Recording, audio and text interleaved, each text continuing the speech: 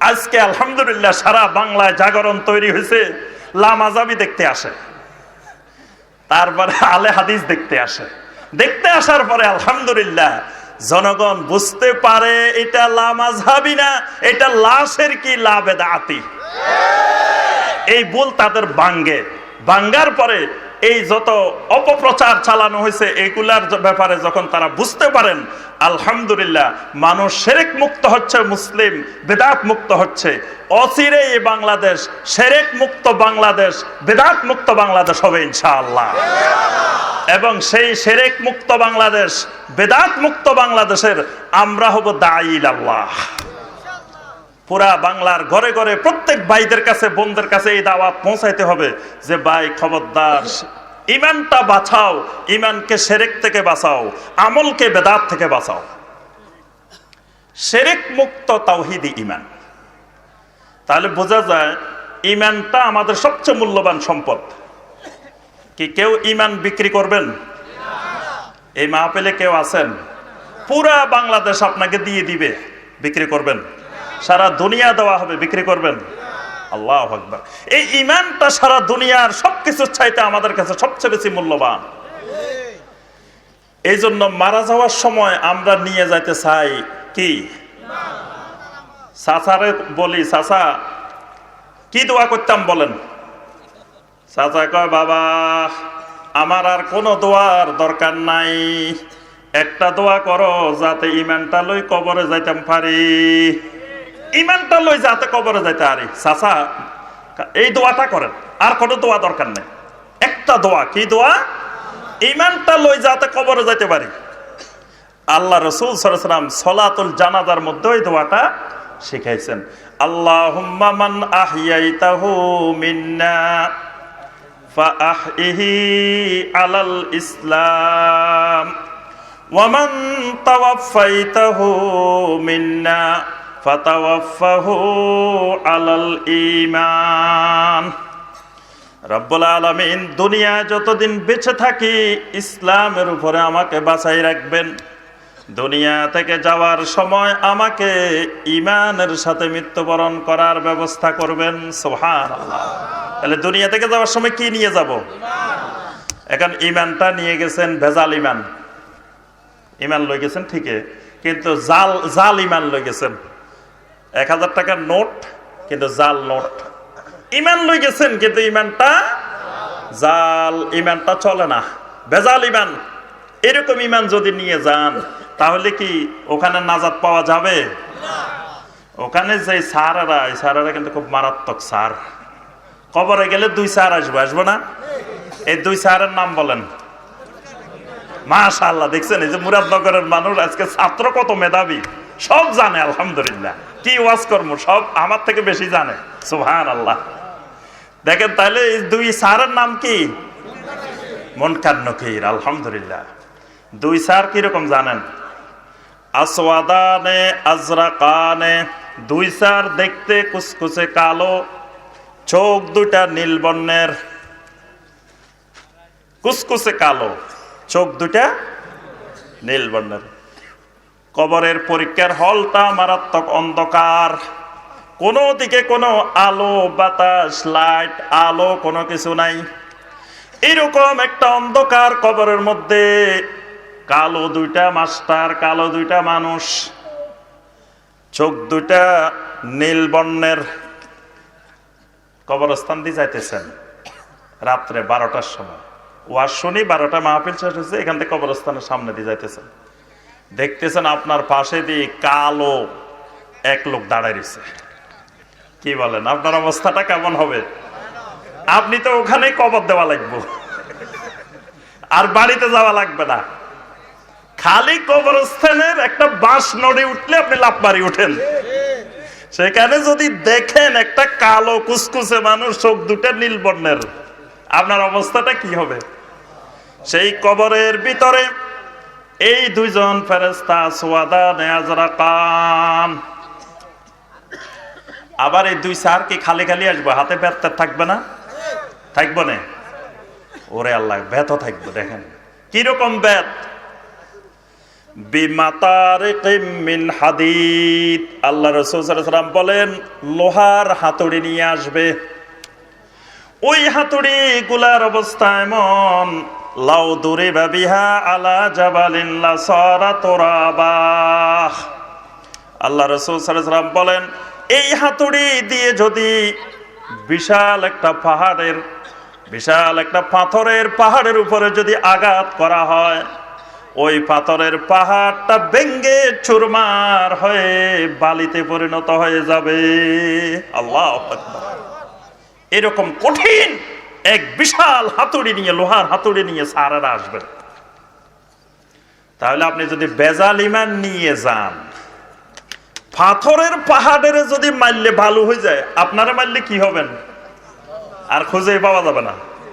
কারণ পাথরের পাহাড় যদি এই হাতুড়ির বাড়িতে বালু হয়ে যায়, সারখার হয়ে যায়, তা আমার আপনার শরীর তো হাতুড়ির তুলনায় কিছুই না, এটা খুঁজে পাওয়া যাবে না। তাহলে ঈমানটা নিতে হবে কিরকম? শিরক মুক্ত, ভেজাল মুক্ত, বিশুদ্ধ ঈমান নিয়ে কবরে যাইতে হবে। কারণ ওই সাহারারা পরীক্ষাটা নেবেন কিসের উপরে? ঈমানের উপরে। পরীক্ষাটা সম্পূর্ণ ঈমানের উপরে। প্রশ্ন কয়টা? মাশাআল্লাহ, দেখেন মুরাদনগর পর্যন্ত প্রশ্ন আউট হয়ে গেছে, এখানের লোকেরও প্রশ্ন পাই গেছে। প্রশ্ন কয়টা? মার রাব্বুকা ওয়া মা দীনুকা ওয়া মান নাবিয়্যুকা। প্রশ্ন তো এই তিনটাই নাকি? আচ্ছা শুনেন, প্রশ্ন কয় সেট নিয়ে আসবে স্যারেরা? কি বলে? এক সেট।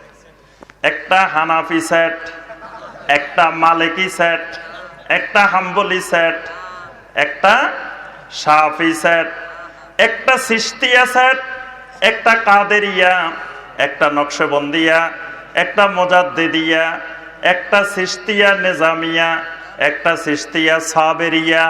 কি বলেন? একটা আহলে হাদিস, একটা লামাযহাবি, একটা ওয়াহাবি, একটা সুন্নি। কি এরকম আলাদা আলাদা আছে? কি বলে? সবার পরীক্ষা একটা, একই প্রশ্ন। আল্লাহু আকবার। কয় কি? যদি সবার পরীক্ষা একটা হয়, তাহলে এখানে এত ফেরকা কেন? পরীক্ষা যদি একটাই হয়, একই সাবজেক্টের হয়, একই রকমের হয়, একই কোশ্চেনে হয়, তাহলে আমাদের দুনিয়াতেও সবার পড়ালেখা, সবার গন্তব্য, সবার ক্লাস একই রকম হওয়ার কথা। কি বলেন? স্কুল ভিন্ন ভিন্ন হইতে পারে। কোন স্কুল সরকারি স্কুল, কোন স্কুল বেসরকারি স্কুল। এসএসসি পরীক্ষা যেতে সব সরকারি স্কুল না, কিছু থাকে সরকারি স্কুল, কিছু থাকে বেসরকারি স্কুল, কিছু বিভিন্ন ধরনের স্কুল থাকে। কিন্তু পরীক্ষার প্রশ্ন, পরীক্ষার হলে একই ধরনের পরীক্ষা হয়। সবার সিলেবাস এক, কারিকুলাম এক, টিচাররা ক্লাস নেন একই রকম, একই জিনিসগুলো। তাহলে কবরের পরীক্ষা যদি একই রকম হয়, দুনিয়াতে আমাদের প্রস্তুতিও হবে সবার একই রকম। তাহলে এখানে আর দলাদলি করার সুযোগ নাই, যেহেতু পরীক্ষা একটা, সবার এক সেট। আচ্ছা, এই সেটের যে প্রশ্নগুলা, সবগুলা কিসের উপরে? ঈমানের উপরে।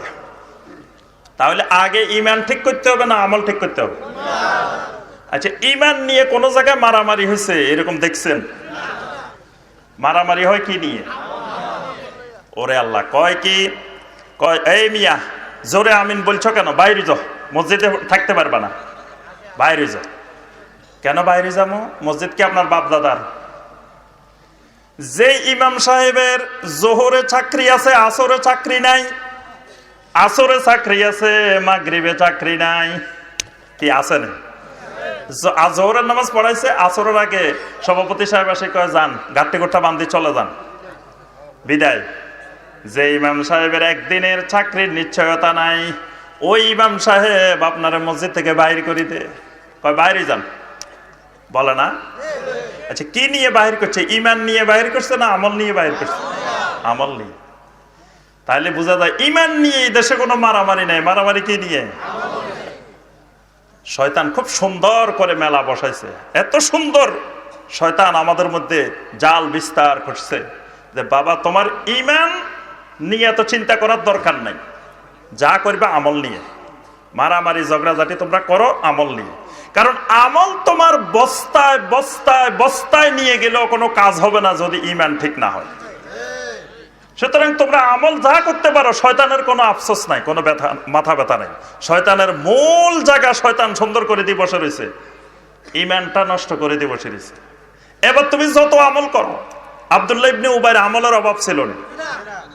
আব্দুল্লাহ ইবনে উবাই হাত কোথায় বাঁধতো? বুকে বাঁধতে দেখছেন? আচ্ছা, আব্দুল্লাহ ইবনে উবাই যেখানে হোক বাঁধতো তো, নামাজ তো পড়ছে বা জামাত পড়ছে, নবী সাল্লাল্লাহু আলাইহি ওয়াসাল্লামের ইমামতিতে পড়ছে, এর নামাজে কোনো কাজে আসছে? কেন? ঈমান, ঈমানে গন্ডগোল, ঈমানে ভেজাল। তাহলে ঈমানে ভেজাল হইলে আপনার আমল যত সুন্দর হোক, আমল যত ভালো হোক, কাজ হবে না। এই জন্য ঈমান নিয়ে কারো কোনো খবর নাই, ঈমান নিয়ে সবাই চুপচাপ। গন্ডগোল কি নিয়ে? আচ্ছা, যেই মুসল্লিরে ইমাম সাহেব বাইর করছেন, উনি অপরাধ করছে কি, গুনাহ করছে কি? আমিনটা একটু কি করছে? কবিরা গুনাহ হয়েছে না সগীরা গুনাহ হয়েছে? কি বলেন? গুনাহ না হলে বুঝি বাইর করছে ইমাম সাহেব? ইমাম সাহেব এত পাগল নাকি? কি বলেন? গুনাহ তো হয়েছে কিছু। আচ্ছা, ধরে নিলাম ইমাম সাহেবের দৃষ্টিতে এটা সগীরা গুনাহ হয়েছে, সর্বোচ্চ সগীরা গুনাহ। এটার তো কবিরা গুনাহ বলা যাবে না নাকি? নাকি কবিরা গুনাহ বলা যাবে? আচ্ছা, ইমাম সাহেবের ফতোয়ার আলোকে এটা ধরে নিলাম সগীরা গুনাহ। কি বলেন? ধরে নিলাম আমরা, যেহেতু ইমাম সাহেব বলতেছে, ইমাম সাহেব ভুল বলতে পারে না। কি বলেন? কারণ এক আলেমের আসে বলতেছে, হুজুর আপনার স্ত্রীটা তো বিধবা হয়ে গেছে। তো হুজুর কান্দে, আহারে স্ত্রীটা বিধবা হয়ে গেল এত তাড়াতাড়ি, আহারে আমার স্ত্রী বিধবা হয়ে গেছে। সবাই এসে কয়, ভাই আপনি কান্দেন কেন? আমার স্ত্রী বিধবা হয়ে গেছে। আপনি বাঁচি আছেন, আপনি বাঁচি দেখতে স্ত্রী কেমনি বিধবা হয়?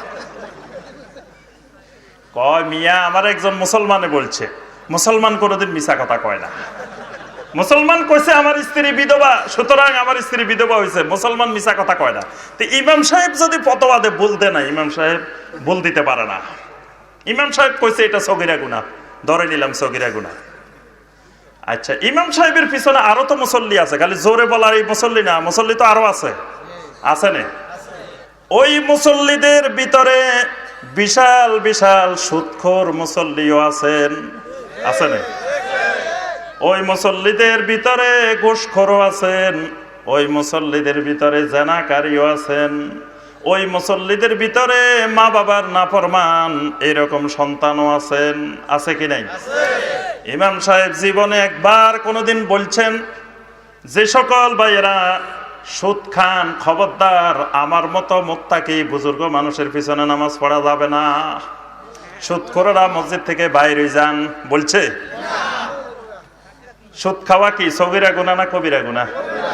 ওরে আল্লাহ, খালি কবিরা গুনাহ না, কবিরা গুনাহ না, কবিরা গুনাহ, আকবারুল কাবায়ের, বড় ধরনের কবিরা গুনাহ, 7টা বড় বড়র মধ্যে একটা।